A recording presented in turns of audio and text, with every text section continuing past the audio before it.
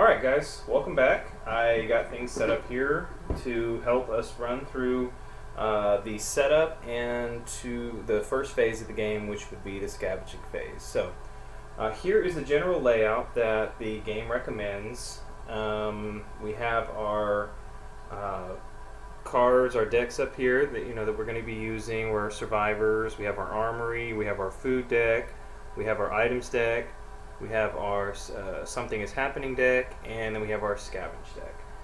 We have our points tracker over here with our meeples. So once we decide how many players we're going to be using, then we're going to decide which colors they are, and then we'll add those to the starting position on our points tracker. We have our pile of zombies, our single zombies which are gray, and our double zombie which are orange. Over here we have, this is our bunker tile, and this is where our heroes are going to be when we start the game, and during other phases of the game. This is where they're going to be when they're not out exploring or scavenging. We have our scenarios deck. This one, you really don't even need to have this on the table. You should already pick your scenario, be ready to go with it, and then pretty much just have it here on the table and then follow that one. And then we have our daily goals. So this is going to be drawn new each time, or each phase one, or each new day, I'm sorry. So we draw this at phase one, and then each new day, you take the old one out and you bring that one back up. We have our tiles that we'll be drawing from. We have our scavenging tokens here, face down, with the X showing, and they're all shuffled around. So we don't know whether the ones under there are the red numbers, which will signify the zombies spawn, or if you have the ones with the white numbers, which means you need that many smarts to search it again. We have our fortification tokens here. We have our hazard tokens, pile of heroes, and our hero bases here to use, and then we have our death tokens here for the squad. We also have our dice set handy. And right here in the middle is going to be where we're going to start our game board. Okay, I've already assembled the game board for this little run through of this tutorial.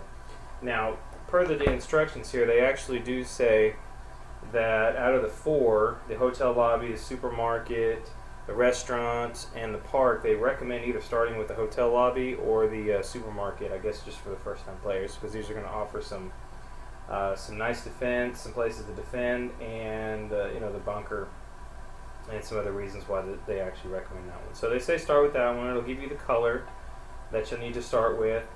And so when you're going through the tile deck, you want to make sure that you get the ones that match up, that have the right border around them. Like the hotel has the yellow border around it, and they all look the same. And you want to match up with the tiles when you're going through that. So this is going to be our starting play area, and as the game progresses, things it'll get obviously larger. So you have to have some room on the table to accommodate that expansion. So that is pretty much the first thing to do as far as game setup, is go ahead and get your tile set up. So you're choosing your base set, which we've chosen our base set as the hotel. And so by choosing the hotel base tile set, that means that we've chosen the A tiles, which means that all of the future tiles that we draw from are now going to have to be the A side, because like I said before, if you try to fit a B side onto the tile set, it's just not going to work. They're not going to fit.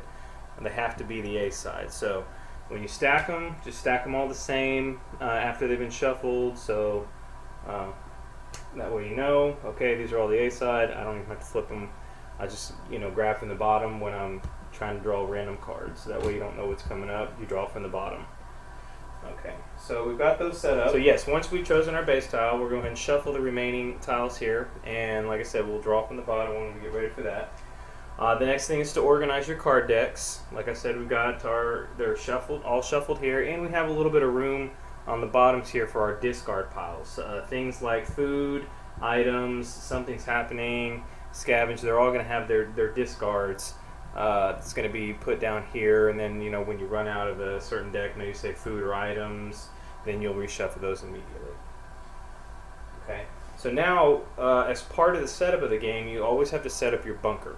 Now, the only time you don't set up your bunker is if you're playing the day 0 scenario, which is something a little bit outside of the way a normal game runs, because it only does the phase 4 of the game, and it doesn't. It's almost like before all this happens, you're actually running to get to the bunker.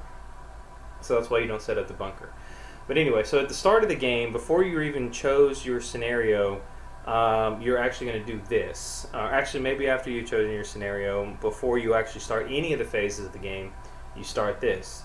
You place 2 survivors and 2 armory cards in the bunker, and you're not even really supposed to see them. I think that's the intention of the game, is you don't actually know the survivors in there. You just have 2 people that are kind of on standby. So what we're going to do is we're just going to take 2 survivors. We're going to draw 2 cards. I accidentally drew 3. And then we're going to place those in the bunker. Like, just place them behind it here. And then we also want to do our 2 armory cards. So we'll just do that. And we're not even sure what it is. I guess it really doesn't matter. But we set those in there, and those are going to be for if we need to recruit somebody during the game. During a specific phase in the game, we actually can pay for some food if we have enough extra food, and recruit some from the bunker if you don't have a full 4 survivors in your squad. So, okay, and it also tells us there's other things to do. This is for the start of the game. This is what you do, and then during the feed and fortify, it'll tell you, like I said, recruit survivors in bunker for 2 food items, and then during combat, it tells you what's doing here. So, anyway, for the start of the game, draw 2 cards, 2 survivors, and then 2 armory cards, and you put those in there like that. Okay, and then so I've already gone through, and you organize all the other stuff. We have our tokens laid out here. We've got our search tokens ready to go, and our victory points tracker board over here. And then you need to decide how many players are actually going to be in the game. So for this I guess tutorial, or this little mission, or instructional video, I guess I should say, we're just going to go ahead and go with 2 players. So this is going to be 2 squads, and so that means we're going to have a yellow and a red. And we'll just put those there for now, and then we'll also put our little guys on, so we have some kind of a representation of what's going on, who we have. That's probably my least favorite part about the game, are these little tokens here. Sometimes it's flimsy when you have 2 people on there. You really can't. Sometimes it's hard to fit them on, or sometimes they don't stay on. They're really I don't know. It really wasn't too thought out on that part, but. Anyway, so we've got our 2 characters here with our boards, and we're not going to set any of this. We're not going to do the dials yet. We're actually going to do that during, I believe, the feed and fortify phase. I want to say. I'm double checking that. Yes, we'll do that during the feed. When we actually set our dials here, we'll be doing that during the feed and fortify, when we actually get some more, possibly some more survivors coming to our squad. So now, once you actually have the board set up, looks like everything's ready to go, then at that point you can go ahead and choose your scenario and actually start working on that. So I wanted to say probably the one that's going to be the best one for us to actually go through things is the one called main scenario.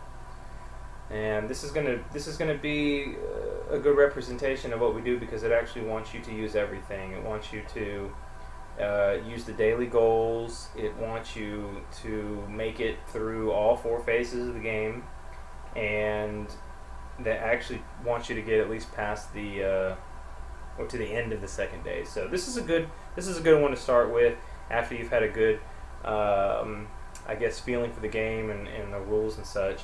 Now, another fun scenario, and it's one that we did, it's one that I started with actually, once I actually kind of learned a little bit about the rules, was Day 0. And like I said, this one is only the combat phase of the game, and it doesn't do anything else with any of the other phases. It just really gets you learning how to do one of the more complicated aspects of the game, and it is the combat phase. And the combat phase actually took us,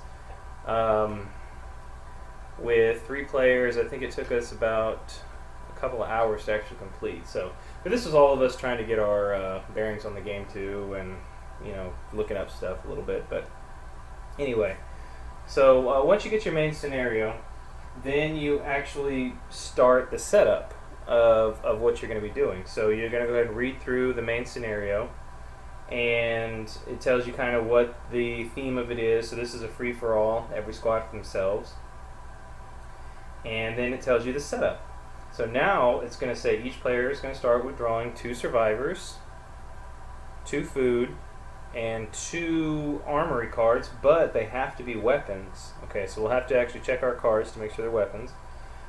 And then 1 item card. So I will go ahead and draw 2 survivors for the first player. Okay, so we'll put that there. And then we'll draw 2 food items. So 1, 2. We also need to draw 2 armory cards. 1, 2, and then 1 item card. Now we need to make sure that these items are weapons. See, we actually need to redraw because this one is a gas mask, so it's not a weapon. And actually 2 gas masks. Okay, no, it looks like I didn't shuffle, but I'm pretty sure I shuffled. Alright, so we'll set those over there. So we need to try to draw a weapon. So we have a melee weapon here. It's gumball machine. It's pretty neat. So that's our first weapon. Our second one is a dagger. So this one is going to be pretty melee heavy. And then our food cards here. So it looks like the food we're going to be starting with is 2 healthy pieces of food, so that's good. And then our 1 item is going to be just what I needed. This was a nice one. So it could be a first aid, scrap, ammo card, or a food card. So that was a pretty good start. Alright, so for our next player here, red player, we'll go ahead and draw 2 survivors. And we'll look at those in just a minute. Set those over here. And then we need to draw 2 food. Okay, and it looks like this is also some nice food. I swear I didn't salt this deck, guys, I promise. And then we have 2 armory cards, and they need to be weapons. We got a firearm, so a pistol, it's really nice, and then a crowbar. So this one's actually nice. So I got a firearm and a melee weapon. And the last thing we need to draw is 1 item card, which is going to be scrap. Alright, so for now I'm going to put the weapons here, put my food next to the scrap, and then my survivors will be right here. I'll flip those in just a minute. My scrap here, my food items, and then the daggers. Okay, so we've selected what we need to for this setup, and then it says to choose any 1 base tile set to start the game with. So since we've already chosen our hotel as the base tile, we've already got that set up and ready to go. And then it tells us our objective, each player must complete all 4 phases of the game: scavenging, feed, and fortify. Something's happening in combat, which equals to 1 day in the Zpocalypse. The winner is the player who can get the most victory points by the end of the 2nd day. Okay, so we know our scenario, and we're going to leave that close by to where we can reference that if we need to. And this probably would just easier to get those shuffled in, but we'll just put those under the bottom of the deck because there's no way we're going to be getting to the bottom of that deck, I can guarantee you. So we know we have red and we have yellow players, so we're going to go ahead and add those to our victory points chart. Okay, and that gets us ready for the setup. And then probably another thing you want to do is, if you really want to stay in theme, is you'll want to look at your survivors and actually get to know them as a group. So we know we have over here, we have Julie as a survivor. She was a professor. Blunt or pushy are words that do not come close to describing her approach. She loved to make poor little co-eds cry. Killing the undead will do for now. With all the field testing and lack of research, someone needs to write a book about the findings, for posterity. So on a survivor card, it first starts with, it has their little backstory here, kind of tells them about the character. Then it has, right here in bold, says teacher. It's going to be different on everybody's card. This is actually all have special abilities that they can use, and it'll tell you exactly when to use it and how to use it. So like this one, this is gain 1 extra skill point to spend when you level up. Okay, so when you leveled up, you'll actually get an extra point to spend, and we'll go over leveling up a little bit later as we talk about that. And then on the bottom of the card, it gives the stats for the survivor. This one has 9 life, 1 armor, 3 smarts, and 6 movement. Okay. Now we have our second survivor here. Says food. Nice man have food. I love nice man, nice woman. If you have food. Smelly bad men do not have food. They have dead smell. Grr, bite them for you. Then give good doggy food. So now we actually have our special text here. It says working dog. Draw 1 extra food card when scavenging. Princess can hold 1 of any food, item, or armory card. So this one actually looks like it adds 1 to our holding ability. And then it has teeth only. Princess can use his teeth. That's funny. Princess and his can use his teeth as a melee weapon. Roll 1 red die and kill on a 5 or 6. So this one actually is kind of like adds a little kind of as a melee weapon himself. He cannot use weapons nor can he wear armor. Oh, this is interesting. Does not count as a survivor in your squad. Okay. So what I'm reading is if this one doesn't count as a survivor in our squad and we need to draw 2 survivors, it looks like this one is almost a companion. So it's not counting as a survivor, so we're going to need to draw 1 more survivor for our squad here. So now we have Teresa Jones, and goes into her stats as well. So now we have all of our survivors are out, and we're looking at them. And then we come over here, just the same. We have 2 survivors, Nick Hunter and Felicia Knight. And they have their flavor text. They have their special stat that comes with them.